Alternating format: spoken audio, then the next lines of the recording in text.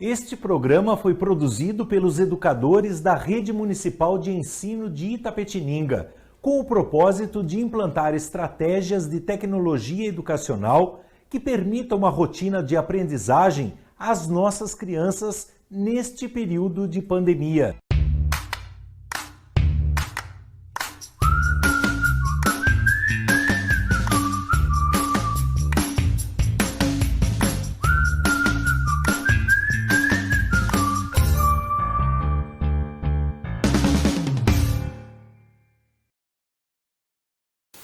Bom dia, queridos alunos! Bom dia a todos que estão acompanhando as nossas aulas!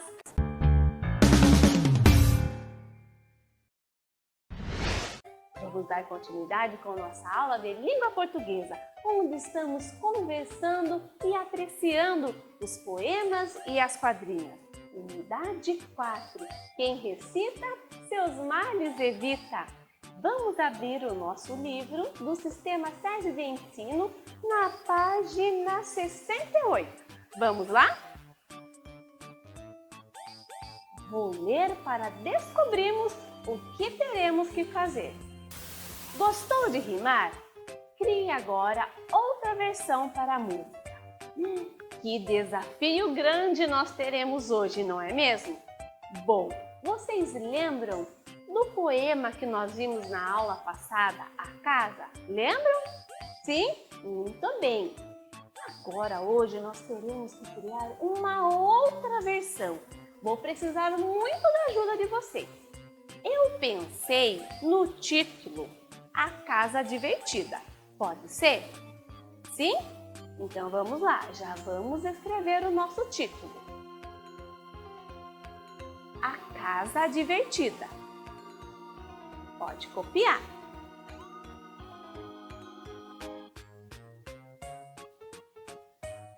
Prontinho? Vou ler para a gente saber qual palavrinha nós poderemos colocar. Vamos lá? Era uma casa muito quê? Prestem atenção que agora ficou fácil. Eu já coloquei lá o título A Casa Divertida. Então a casa era muito bem, divertida. Vamos escrever? Divertida.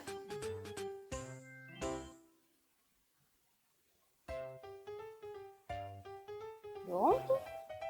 Vou ler novamente para a gente poder saber qual outra palavrinha que nós teremos que inventar, certo? Vamos lá, porque tem que rimar. Era uma casa muito divertida, não tinha... E agora? O que será que nós podemos escrever? Bom, sabemos que a casa é divertida. Se a casa é divertida, o que ela não tem? Muito bem, não tem tristeza. Pode ser? Sim? Então vamos escrever? Não tinha tristeza. Pode copiar.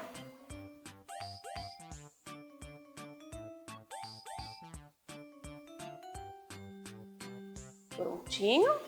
Vou ler tudo novamente. Prestem bem atenção. Era uma casa muito divertida. Não tinha tristeza, não tinha... E agora? Qual será a outra palavrinha que nós podemos colocar? E tem que rimar. Vamos fazer uma rima que rime com a palavra divertida? O que vocês acham?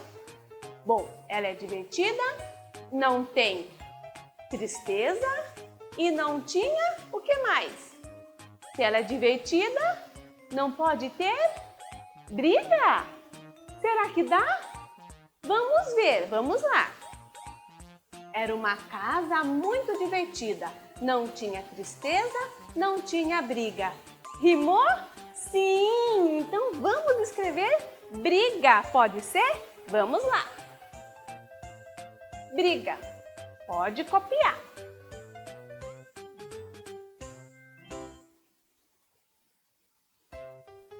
Prontinho? Vou ler novamente. Era uma casa muito divertida. Não tinha tristeza, não tinha briga. Ninguém podia. E agora ficou um pouco difícil. Mas vamos pensar que eu tenho certeza que vocês irão conseguir. Ninguém podia ficar triste, não. Muito bem. Vamos escrever? Ficar triste, não.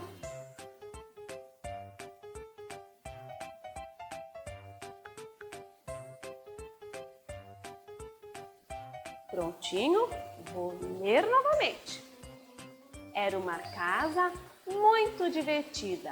Não tinha tristeza, não tinha briga. Ninguém podia ficar triste, não. Por quê? E agora? O que nós vamos colocar? O que nós vamos criar? Vamos pensar? Bom, tem bastante. Ela é bem divertida. Se ela é divertida, o que será que ela tem? Isso, ela tem bastante animação. Mas como nós vamos escrever? Vamos pensar? Isso! Na casa tinha animação. Muito bem! Pode copiar.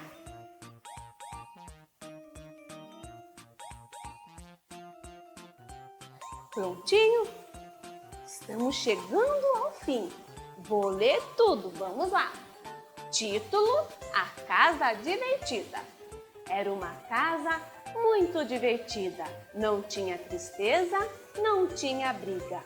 Ninguém podia ficar triste, não, porque na casa tinha animação.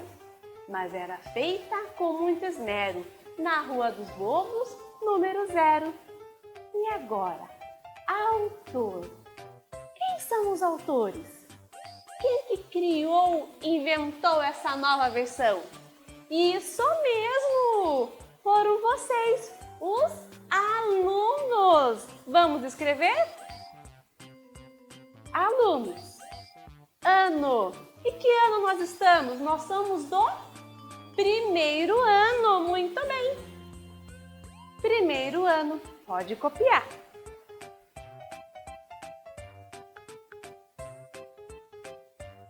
Prontinho? Vou ler tudo. Título: A Casa Divertida. Era uma casa muito divertida. Não tinha tristeza, não tinha briga. Ninguém podia ficar triste, não, porque na casa tinha animação, mas era feita com muito esmero, na Rua dos Bobos, número 0. Autor: alunos. Ano: 1º ano. Vocês gostaram? Eu adorei! Vocês foram demais e criativos. E a nossa aula já chegou ao fim. Desejo a todos uma ótima tarde, um abraço carinhoso e até mais!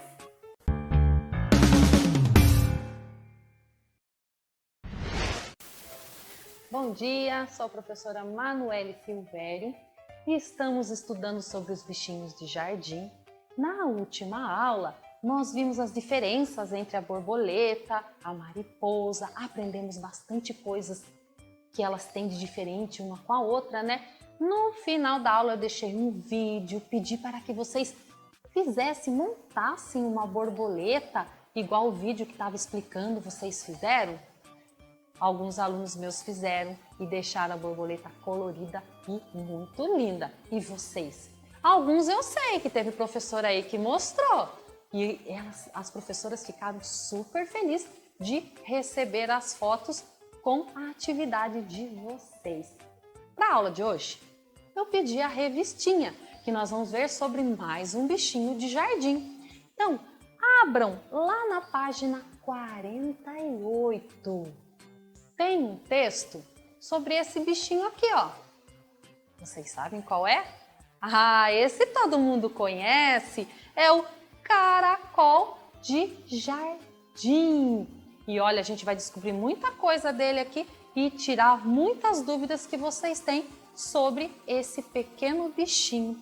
Olha só, o texto aí no livro, aqui na minha lousa, tá só uma parte. Mas aí o texto está dividido em 3 parágrafos, que são essas 3 separações do texto, certo?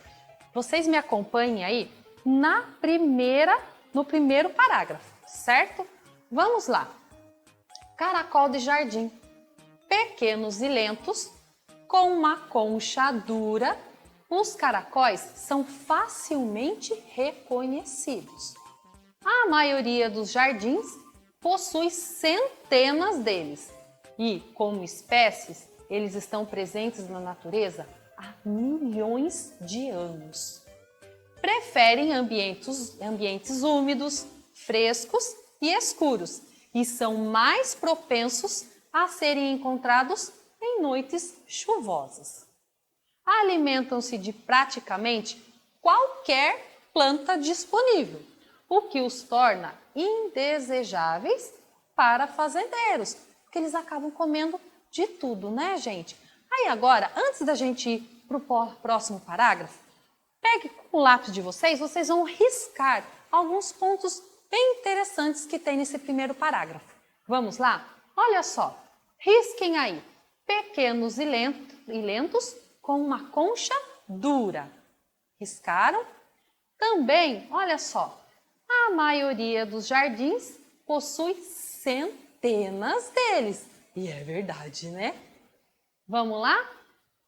Eles preferem ambientes úmidos, frescos e escuros, certo? E alimentam-se de praticamente qualquer planta disponível. Riscaram tudo certinho aí? Muito bem, vamos para o próximo parágrafo. Olha só. Classificados como moluscos, os caracóis possuem uma concha exterior dura, feita de carbonato de cálcio, para proteger o corpo frágil. Eles respiram através de um poro respiratório atrás da antena. Olha, atrás da anteninha deles é por onde eles respiram. O pé é um longo músculo na parte inferior do caracol que se contrai, proporcionando a locomoção. Uma glândula produz o mucogosmento que permite que o pé deslize sobre superfícies ásperas e também cria a sucção necessária para se moverem para cima e para baixo. Olha só que interessante, né, gente? E agora, vamos lá fazer algumas marcações nesse segundo parágrafo? Então, olha só. Eles são moluscos, risca aí, moluscos. A concha dele é feita de carbonato de cálcio para proteger o corpo frágil. Prestaram atenção? Muito bem. Respiram através de um poro respiratório atrás das antenas. Riscaram certinho? O pé é um longo músculo na parte inferior do caracol. Acharam aí? Já riscaram? Muito bem! E agora, vamos ler então o terceiro parágrafo. Olha só! Embora os caracóis possam se tornar pragas em um jardim, a ideia que eles carregam doenças é falsa. Suas gosmas não são prejudiciais aos humanos. Eles não trocam a concha conforme crescem, são presos à concha e morrem caso ela se quebre.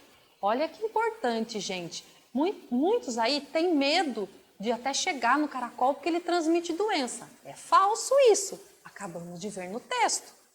Ele é bem indefeso para nós seres humanos. Ele não causa nada para a gente, certo? Então vamos riscar algumas coisas importantes aqui, ó. Suas gosmas não são prejudiciais aos humanos. Riscaram aí?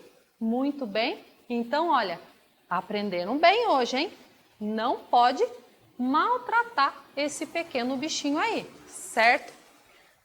Para dar continuidade à nossa aula sobre o caracol, que aprendemos bastante coisa, voltem na revistinha lá na página 21, que tem uma ficha técnica para a gente responder sobre o caracol de jardim. Vamos lá? Olha só. Complete a ficha. Qual é o nome desse bicho aqui? Ficou fácil, né? Vamos lá? Caracol de jardim. O que ele come? Nós acabamos de ver isso. Plantas, né? Qualquer planta que tiver por ali, ele come. E onde é que ele vive? Nos jardins. Escreveram tudo? Parabéns! E como já estamos perto do final de semana, hoje é quinta-feira, né? O final de semana já tá aí, eu vou indicar um filme para vocês. Mas olha, eu vou ler aqui, quero ver quem descobre que filme é esse. Um caracol tem a chance de escapar de sua vida em ritmo lento e participar da 500 milhas de Indianápolis, quando um estranho acidente lhe dá o poder de super velocidade. Alguém já assistiu esse filme? Conhece esse filme? É muito legal para assistir com a família. É o Turbo. Então, peçam aí para a mamãe final de semana abrir o YouTube, assistam esse filme em família, certo? E encerro esta aula aqui. Um super beijo para vocês. Semana que vem vamos usar o EMAI. Até lá! E assim começa mais uma semana maravilhosa de trabalho no canteiro. Na infância, parecia que todos andavam devagar demais. Ânimo, pessoal! Mais rápido! Eu só queria ir mais rápido. Se parasse com mania de velocidade e vivesse sua vida. Isso lá é vida. Você é um caracol, não um carro. Eu sou assim. Você não é assim. Quem disse? A natureza. A mãe natureza. Da DreamWorks Animation. Eu queria ser rápido.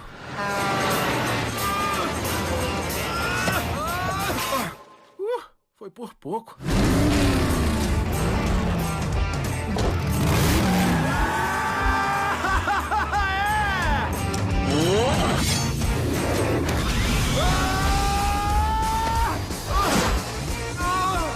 Ai, não.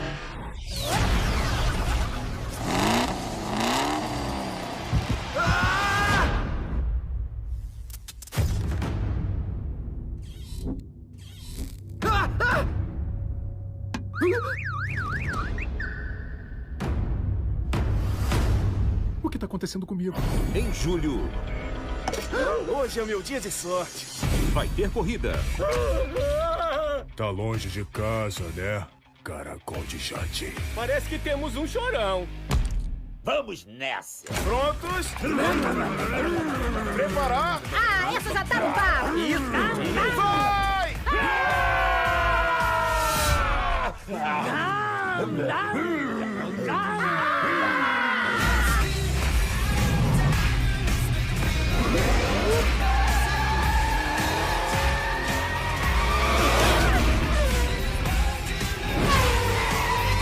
O meu nome é Turbo. Eu também queria poder mudar de nome. Turbo. Breve nos cinemas. Também disponível em 3D digital em cinemas selecionados.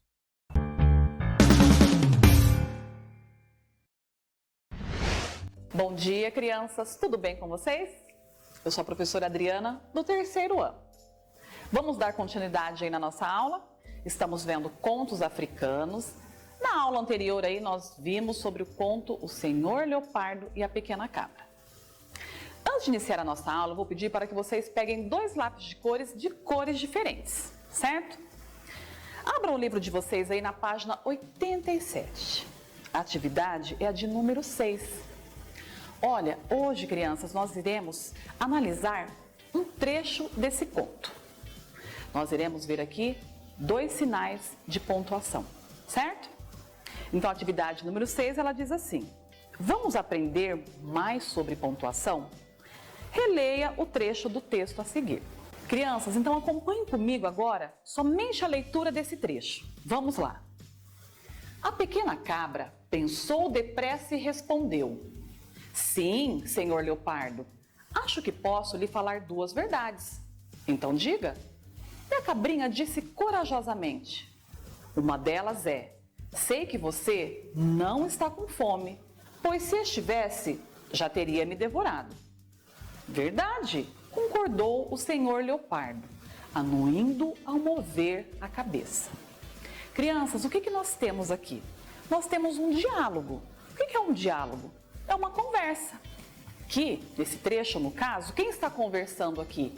A pequena cabra com o senhor leopardo. Agora, o que nós iremos ver? Os sinais de pontuação que fazem parte de um diálogo. Vamos lá? Acompanhe comigo. Então, aqui na nossa primeira frase aqui, no final dela, a pequena cabra pensou depressa e respondeu. O que nós temos aqui? Exatamente, os 2 pontos. Neste caso aqui, vocês sabem para que servem os 2 pontos? Olha, criança, dentro de um diálogo, os 2 pontos, ele antecede a fala de alguém. Ou seja, logo após, alguém irá falar. E quem que irá falar aqui? Olha, o próprio narrador nos diz. A cabrinha, certo? Observem comigo agora a segunda frase. Olha, aqui nós temos... O que nós temos aqui? Um travessão. Esse tracinho na horizontal. Por quê? Que ele nos mostra que alguém irá falar, certo? Olha, o próximo também. Que alguém está falando. Aqui eu tenho os 2 pontos novamente. Ou seja, eu sei que após aqui, os 2 pontos, virá o travessão. Por quê? Porque alguém irá falar.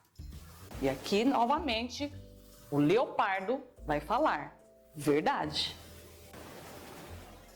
Conseguiram identificar aqui os sinais de pontuação? Então vamos agora para a letrinha A. Agora, neste momento, vocês irão pegar aí os lápis de cor. Crianças, eu vou usar o azul e o vermelho, mas vocês podem usar a cor que vocês estiverem aí. A letrinha A diz assim: pinte de azul os parágrafos que correspondem à fala da cabra e de vermelho aqueles que correspondem à fala do leopardo. Vamos novamente ao trecho? Juntamente aí no livro de vocês.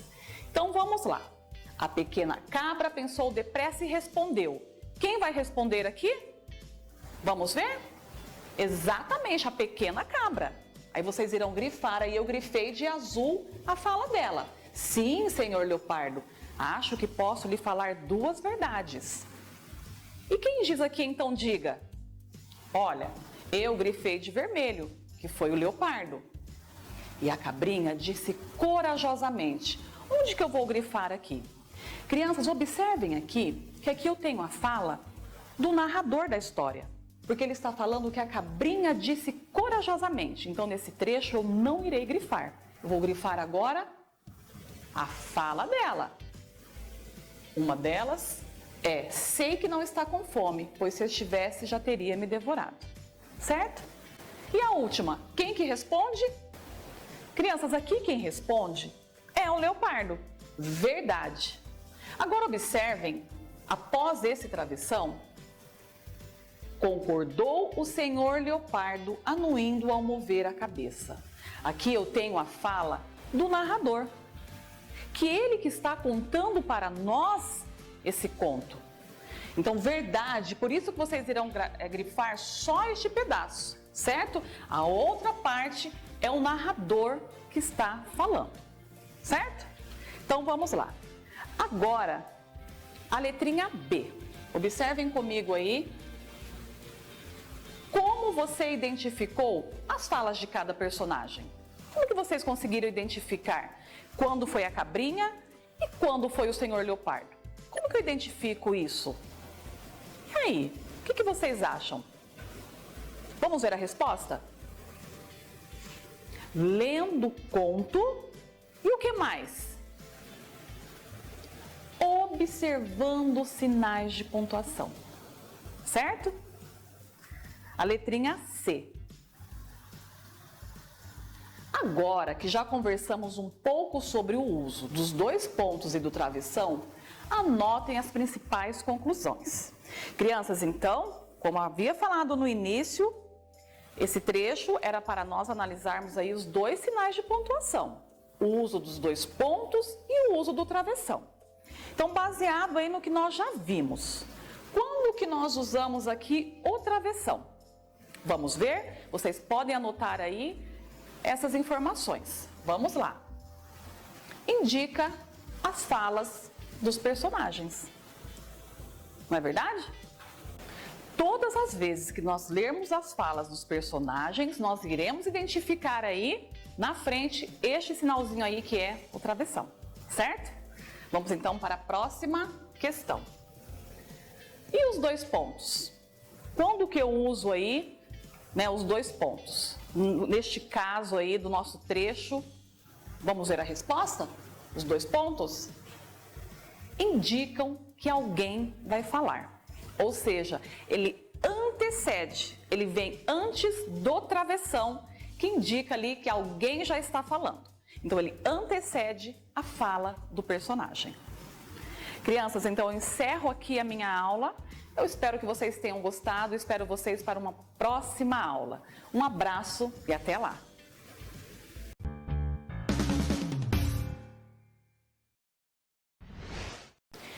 Olá, crianças! Bom dia! Tudo bem com vocês? Espero que sim! Aqui é a professora Ana Paula, do Sistema Municipal de Ensino de Itapetininga, trabalhando com vocês o conteúdo de língua portuguesa, no material SESI.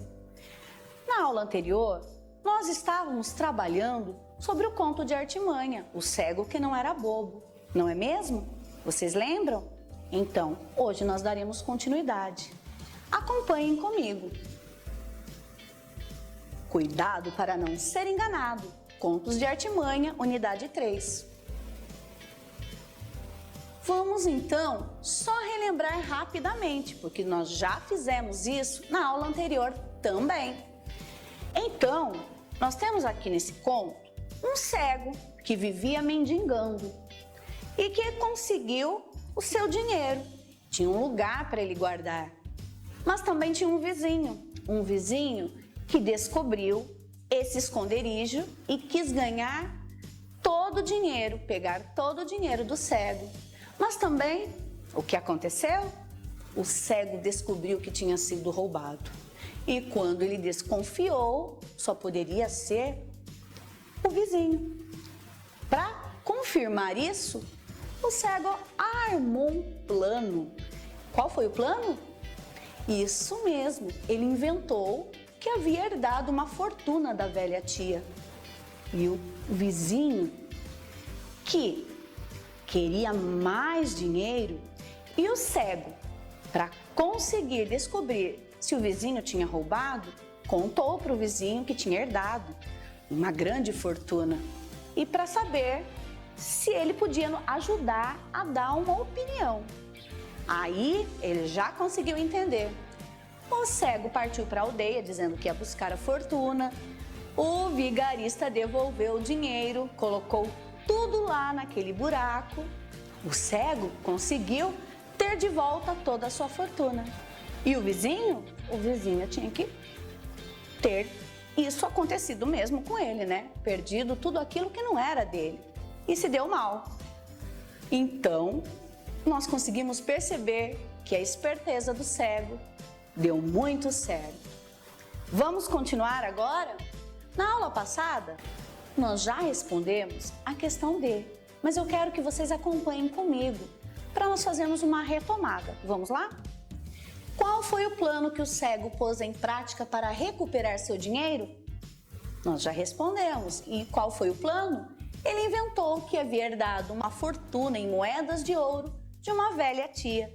Não foi mesmo? Agora que já fizemos essa retomada, vamos lá para a página 76, na questão E. Anotem a data de hoje, combinado? Então vamos lá. A questão E diz: por que o cego não chamou a polícia? O que aconteceu? Você lembra? Já sabe a resposta? Então dá uma pausa no vídeo, escreve a resposta respeitando todos os sinais de pontuação, letra maiúscula, para depois fazer a correção junto comigo. Já respondeu? Então vamos corrigir? Vamos lá. A resposta que você deu foi essa? Por que o cego não chamou a polícia? Porque ele acreditou que poderia recuperar o dinheiro com o plano que armou. Foi isso que você respondeu? Parecido, mas que tem esse sentido. Que bom, hein? Parabéns! Tem que arrumar alguma coisa? O momento é agora. Não. Já fez isso? Então vamos para a próxima. A questão F diz: o cego revelou seu plano logo no início ou você precisou ler a história toda para saber? Porque o autor usou esse recurso quando escreveu o texto? E aí, são duas perguntas. A primeira é: o cego revelou seu plano logo no início ou você precisou ler a história toda para saber? Como foi? Lembrem-se que é um conto de artimanha. Você já respondeu? Já sabe? E a outra? E a outra questão? Por que o autor usou esse recurso quando escreveu o texto? Recurso foram os meios, por que ele usou dessa maneira para fazer esse texto? Também já respondeu? Já sabe? Vamos fazer a correção junto comigo? Para ver se está parecido ou precisa arrumar alguma coisa? Então vamos lá. A resposta que você colocou foi essa? Que foi necessário ler a história toda para saber? Lembra que um conto de artimanha, nós temos que ler ela toda. Por quê? Porque a função dela é deixar a gente intrigado, interessado a descobrir o que vai acontecer. E o autor vai escrevendo para fazer com que o desenrolar de toda a história, de tudo que vai acontecer, seja no final. Por isso é que vocês tiveram que ler o conto inteiro para entender. Então foi necessário ler a história toda para saber. A outra era: por que o autor usou esse recurso quando escreveu o texto? O autor usou esse recurso para enganar o leitor e fazer com que ele continue a leitura até o final. Foi o que eu acabei de falar. Ele vai fazendo, usando de uma maneira com que você vá lendo e querendo saber a resposta. E enquanto você não souber, você não para de ler. Bom, né? Interessante. Que legal. Vocês conseguiram? Responderam dessa maneira? Parecido? Ficou diferente? Quem acha que errou, faz a correção nesse momento, certo? Bom, já fizeram? Então agora eu quero deixar para vocês como um desafio a atividade 4. Lá no livro, que diz assim: volte ao quadro da atividade 2 e preencha-o com as características da história que acabou de ler. Nós já começamos esse quadro, já falamos dele, vou até mostrar. É este quadro aqui, que falou do conto de fadas da Cinderela, Sopa de Pedras. E agora, qual será o conto que você tem que colocar aqui? Isso mesmo, o cego que não era bobo. E o que vocês vão ter que fazer? Colocar as características desse conto.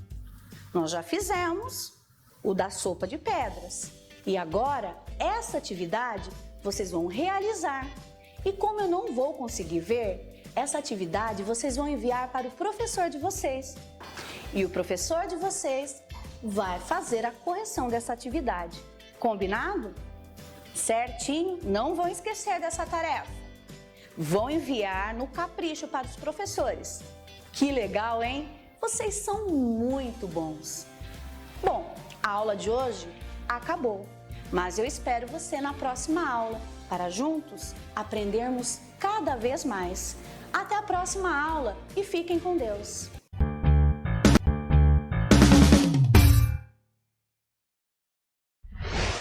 Oi, crianças, tudo bem com vocês? Espero que sim. Como foi a atividade de grifo ontem? Conseguiram grifar as palavras que vocês desconheciam? Acredito que sim. São várias palavras, né? Então hoje vamos dar sequência ao mesmo texto de ontem, à mesma reportagem de ontem. Vamos fazer a leitura juntos? Quando craques viram pobres meninos ricos. Milionários precocemente mal assessorados. Estrelas brasileiras dão exemplo de má condução da carreira. Assim que pisou em solo italiano, antes mesmo de se apresentar ao novo clube, Ronaldinho Gaúcho disse ao canal de TV do Milan que seu objetivo era divertir o torcedor. Ultimamente, o verbo é recorrente no discurso das milionárias estrelas de futebol. Tornou-se modismo, um jeito cool de encarar o ofício que carrega uma vertente perigosa pela ambiguidade de significados. Pode sugerir tanto desobrigação com táticas e esquemas, tão saudável a predominância do talento, como razão de ser do espetáculo, como descompromisso com exigências básicas da rotina de um jogador. No caso de alguns craques da seleção brasileira, a segunda opção, que seria exceção, virou regra, dando margem a uma discussão. O profissionalismo das estrelas está à altura do status de que desfrutam? Está cada vez mais complicado fazer com que eles se concentrem na carreira. É um problema delicado e difícil de corrigir. Lamuria-se o ex-goleiro e atual agente da FIFA, Gilmar Rinaldi, que há 3 anos se empenha na recuperação do atacante Adriano, seu principal cliente. Talvez por estarem ganhando muito dinheiro cedo demais, eles acabam perdendo o rumo, a testa. Despreparo para encarar a globalização da imagem. O enriquecimento precoce dos jogadores oriundos de famílias de baixa renda é apenas um item de um diagnóstico complexo, mas, na opinião dos profissionais experientes, determinante na má condução das carreiras. Um problema crônico do cada vez mais competitivo mercado da bola, que faz com que os clubes se vejam obrigados a pagar salários desproporcionais a garotos de 15 e 16 anos, simplesmente para engordar a multa rescisória de seus contratos, minimizando a dor de eventuais perdas. A lei sugere multa de até 100 vezes o valor dos rendimentos anuais do jogador. Sou obrigado a oferecer 5 mil mensais a um moleque de 16 anos. Caso contrário, sondas e trafiques da vida vêm roubá-lo, explica Marco Aurélio Cunha, superintendente de São Paulo, referindo-se aos grupos de investidores. Em contrapartida, dando esse dinheiro tão cedo, você acaba com a fantasia da progressão, do primeiro grande contrato. Vamos retomar na página 104. A partir da leitura da reportagem, conseguimos ter algumas conclusões que o título e o subtítulo não nos deram. Vamos ver algumas delas? Descobrimos que os craques são os jogadores de futebol que ficaram ricos cedo demais. Essa foi uma informação muito clara no texto. Descobrimos também a observação do autor da reportagem sobre o descompromisso dos jogadores com a exigência das rotinas de treino. Por que esse descompromisso? Porque são jovens demais. A opinião do agente Gilmar Rinaldi, onde ele diz: está cada vez mais complicado fazer com que eles se concentrem na carreira. É um problema muito delicado e difícil de corrigir, onde ele enfatiza que os jogadores ganham muito dinheiro cedo demais e perdem o rumo. O que é perder o rumo? Não dão conta de administrar a própria carreira. Podemos ver também nesse parágrafo a opinião do agente Gilmar Rinaldi. Como que eu observo? Através das marcas. Temos também o travessão que marca a fala do agente, que poderia também ser usado pelas aspas. Continuando, o autor conclui dizendo que os jogadores que vêm de famílias pobres e se tornam grandes craques, ganhando assim muito dinheiro, têm muitos problemas em gerenciar suas carreiras, sua profissão. Por isso a expressão pobres meninos ricos. E você, qual a sua opinião sobre isso? Como tarefa para hoje, nós vamos fazer as letras A e B da atividade 2, da página 106. Letra A. Pense nos significados que poderiam ter os termos pool, traffics e sondas. Pesquise na internet ou observe no próprio contexto do texto para confirmar as suas conclusões. Letra B. O que o autor da reportagem quer dizer quando afirma que os craques viram pobres meninos ricos? Acabamos de ver sobre essa expressão. Por hoje é só, pessoal. Até a próxima aula e fiquem com Deus.